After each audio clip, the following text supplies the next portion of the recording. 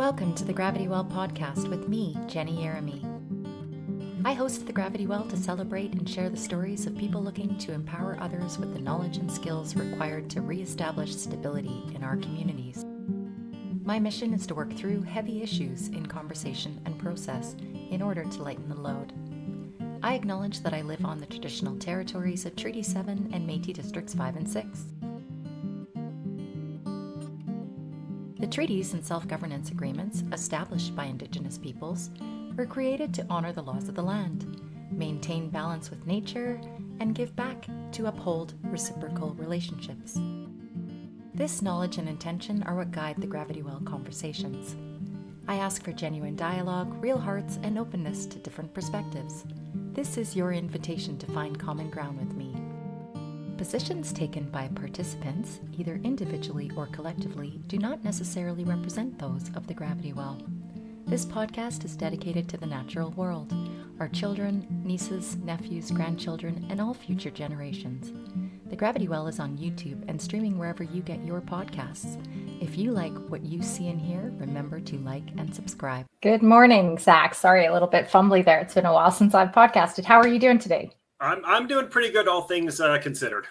Awesome. Thank you so much for being with me. So welcome back to the Gravity Well, everyone. I'm done with the Calgary Environmental Roundtable efforts that I did over the municipal election, and glad to be just slipping in one podcast in between the water podcast series that's going to come up here. But we needed to talk about something that is very relevant in the news right now and very much related to something you have been helping me understand over the last few months here around APEGA and what's been happening to our delegated authority. So I'm really glad to be walking through that with you today, Zac. So let me just give a little bit of background on Zac. So Zac is a professional engineer. He's a father and a space enthusiast. He has a diploma from SAIT and dual degrees in engineering and professional ethics from Lakehead University. He's worked across industries and has worked on the shop floor, in coal mines, oil sands sites, and even more on movie sets. What a tremendous range you have in your background, Zac. I've been, I like to say I've taken a long way around in my experience. I've done a lot of things, worn a lot of hats. Yeah, I think you and I are very similar this way. I think this is why we work together so well. So thank you for that.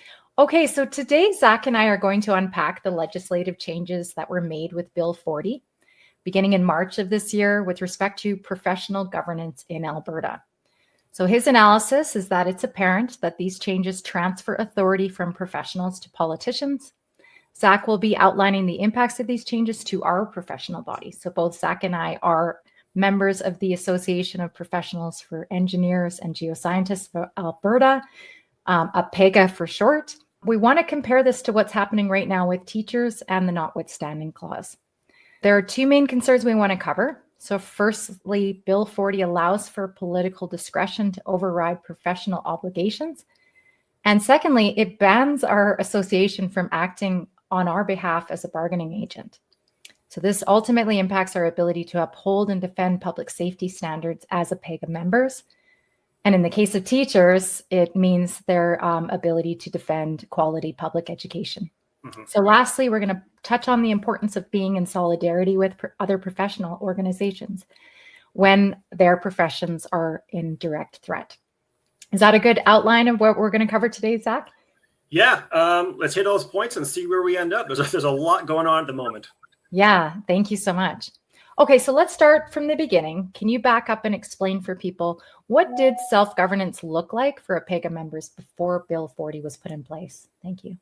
Absolutely. So the idea of self-governance is that the technical authorities are in charge of the rules and ruling for those professions. For APEGA, engineers are looking at engineering rules. Geoscientists know, their own craft, and they propose the rules to operate for the rest of their profession. Think of it like it's like an apprenticeship, right? You learn how to become an electrician from other electricians, and APEGA worked the same way. So across Canada, all the universities need to be accredited, meaning whether you go to school in Victoria, Calgary, Toronto, you're all getting basically the same course material. And then once you graduate, you're able to become an EIT, engineer in training. then it's another 4 years of work under an engineer in order to become your full professional engineering status.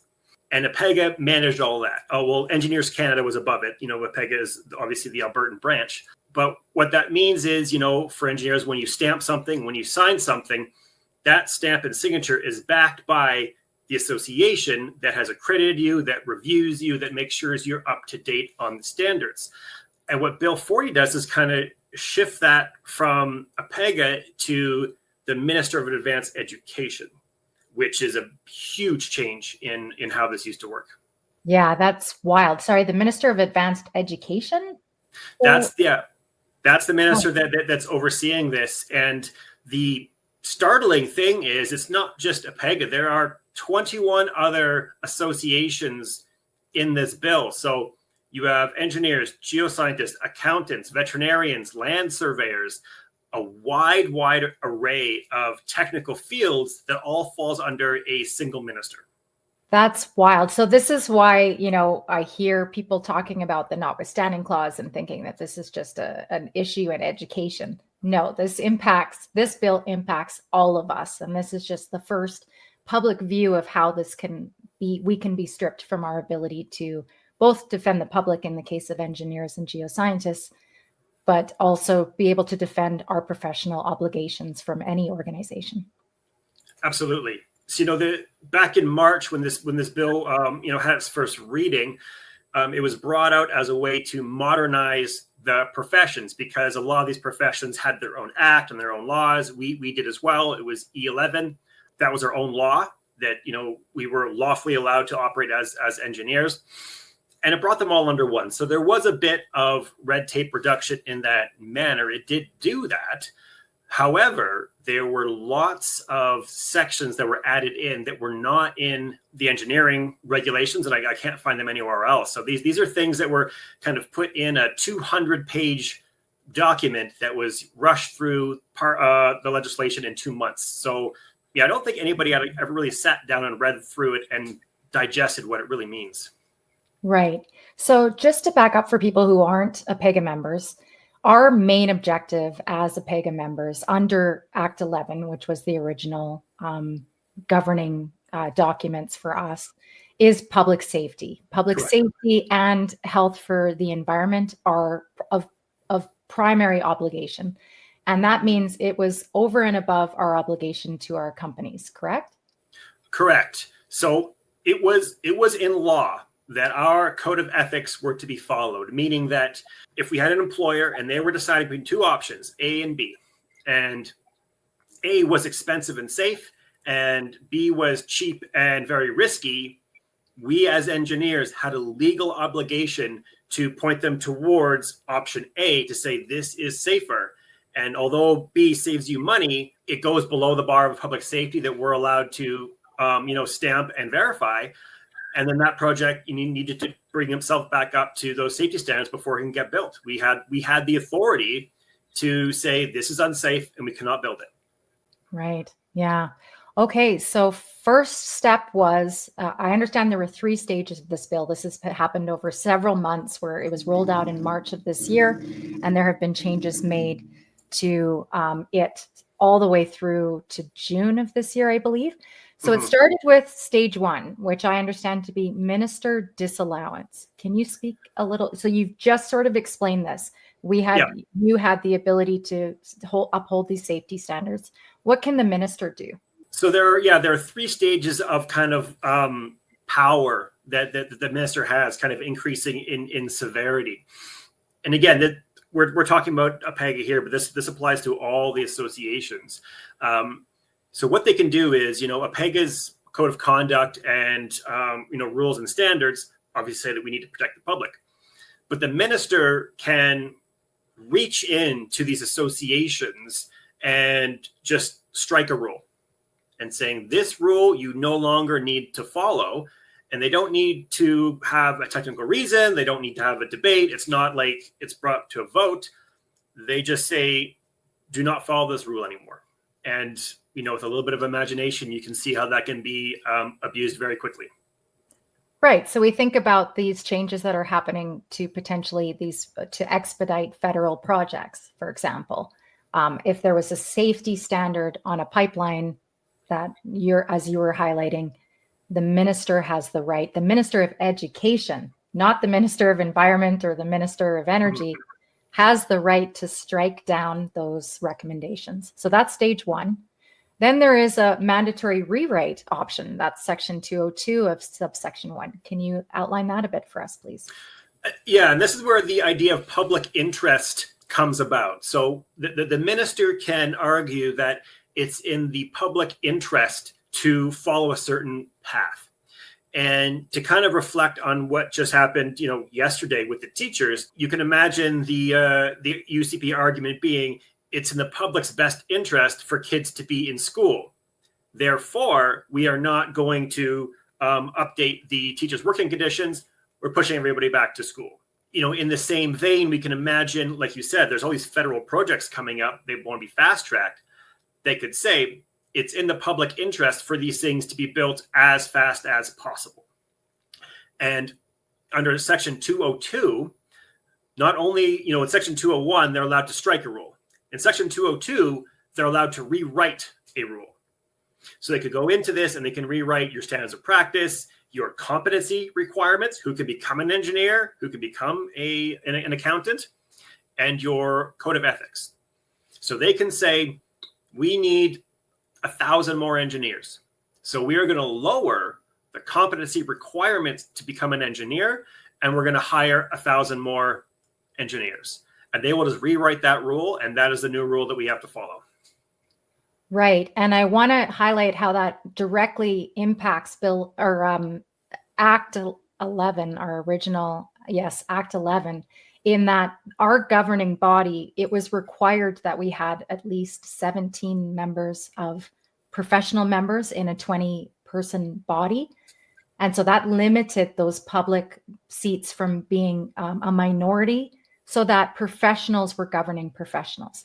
And what this does is it allows them not only to have more people at the table that aren't necessarily even accredited professionals and geoscientists, professional engineers and geoscientists, but it also allows those people to make decisions that are potentially not, again, upholding public safety, for example. Absolutely. So the APEGA Council always had public members on them, and they were brought from the public and with the government's involvement in there to make sure that we had some public voices on there. The kind of that little bit of a balance. But in Bill 40 under Section 37(3), the minister can appoint any number of public members to that body or committee. So imagine if there's a disciplinary committee for a member, they built a bridge and it fell down. The minister can go in and appoint 10, 20 public members of their choosing to that committee and then vote in favor or not of disciplinary measures. And again, that's up to their decision. There's no mechanism. It just happens. Right. And I understand too that they can also appoint a professional governance officer. Can you outline that a bit for us? Yeah, and this is when things start to get really dicey. There's always a give and take with any engineering project, any project really. You're balancing cost and safety. We can never make anything 100% safe. It's just not possible. So there's always a balance. And if APEGA starts, pushing back and says, let's take a ridiculous example. We're going to make a pipeline out of cardboard, right? And they say this is the greatest new cardboard technology. Here we go. And APEGA says we cannot do that. That's unsafe. They under Section 197, they can just take over the association. If the minister believes the association is not acting in the public's interest, however they define that, they can just install their own administrators. So the elected board and council that is currently sitting there, they will just appoint a single administrator and fire the whole board. And then that administrator takes over the association and we lose control of the association. That's directly in Bill 40. Wow. So I'm just going to back up and repeat all of this for everyone. So we have a minister has the ability to disallow safety standards that we as professionals know can put the public at risk. Then they have the ability to rewrite what we would put down as our code of conduct or anything that we are trying to use to uphold those safety standards. They can also make changes to the board. They can put different people on the board that aren't professionals. And lastly, they can also just overwrite the board altogether. Is that a good summary, Zac? That's it. I mean, it sounds very extreme. And I was really surprised when I, dug into the details myself. And I stress anybody listening to open up Bill 40 and read these sections for yourself. It's pretty amazing. Yeah. And also what's interesting is we look at what's happening with the teachers right now. So could engineers and geoscientists strike based on Bill 40?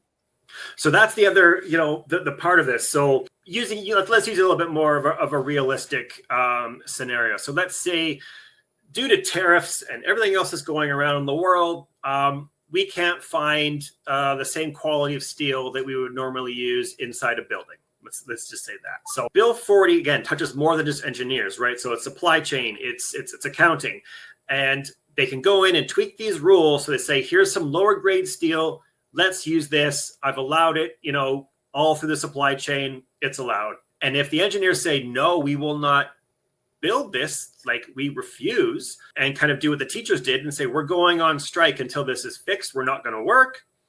We actually legally can't do that. Section 23, paragraph 1 prohibits us. Okay, welcome back. Thank you so much, Zac, for getting yourself back in the studio. Really appreciate it. Yeah, sorry about that.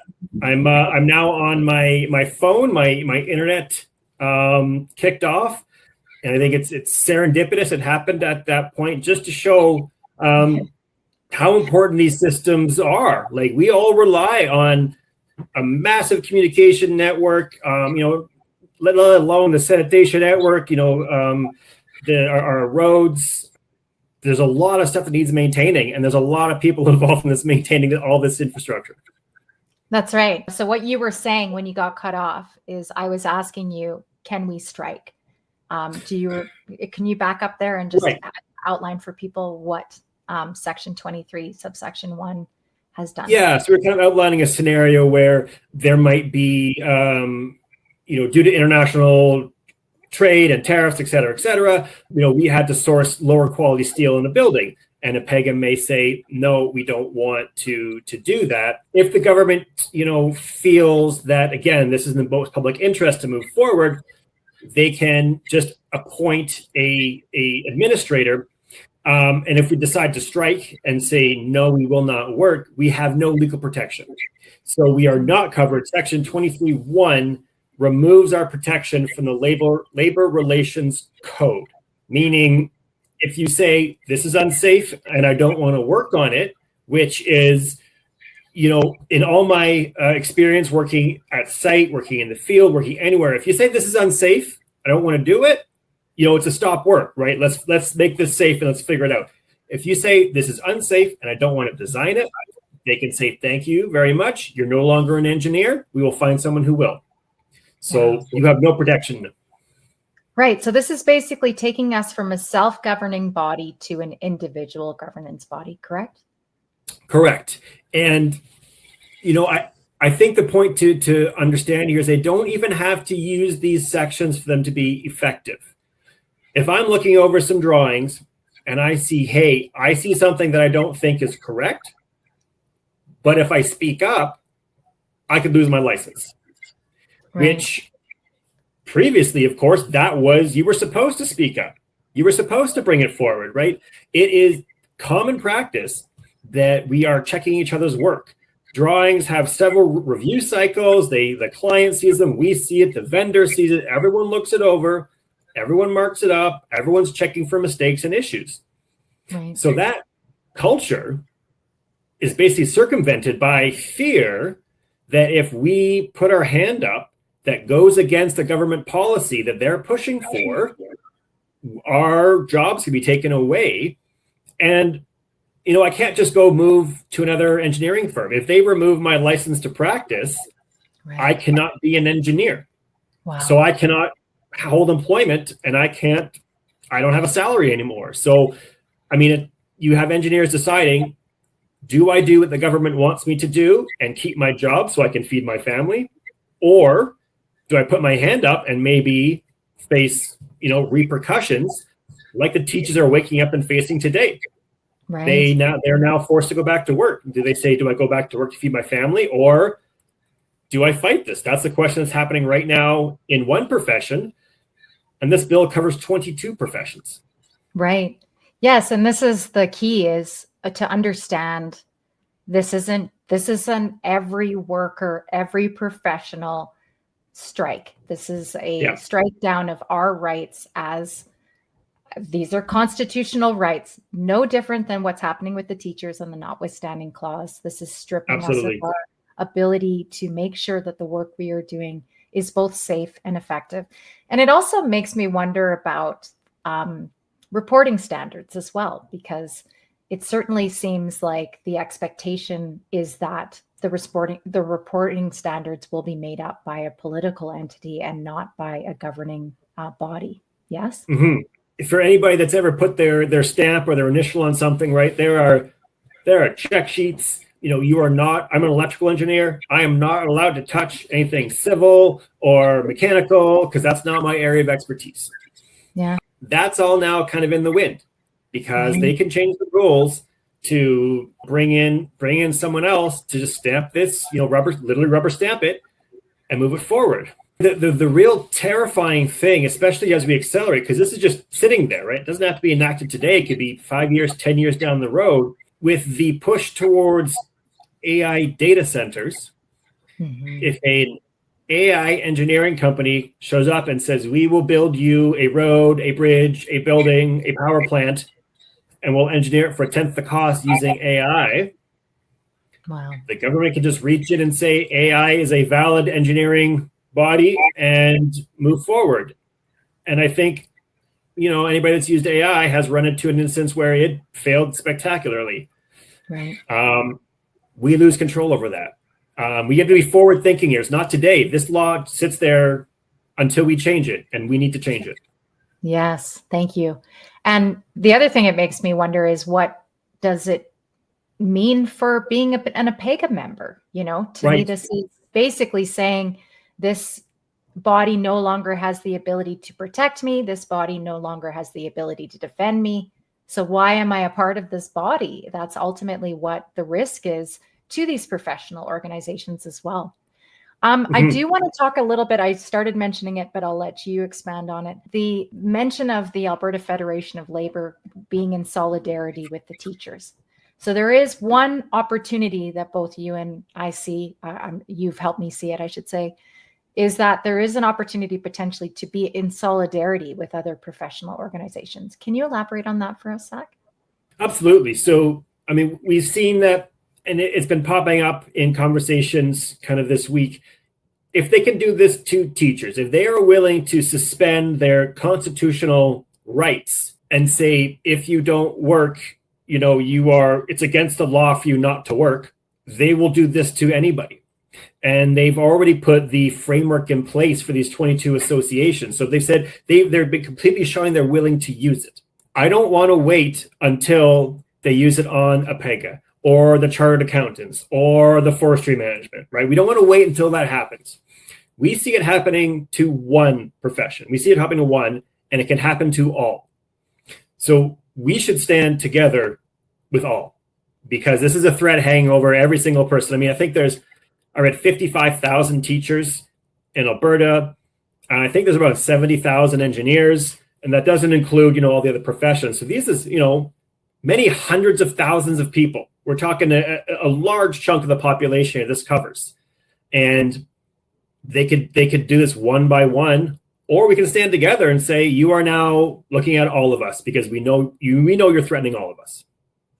Right. So there is talk about a general strike, and this is precisely what we need to think about. When this is being said by AFL, it should not be just taken that it's just AFL that's in the position. Sorry, the Alberta Federations of Labor It's not just in their purview to do. This is every one of those 22 organizations, including APEGA, including the teachers that are impacted by this.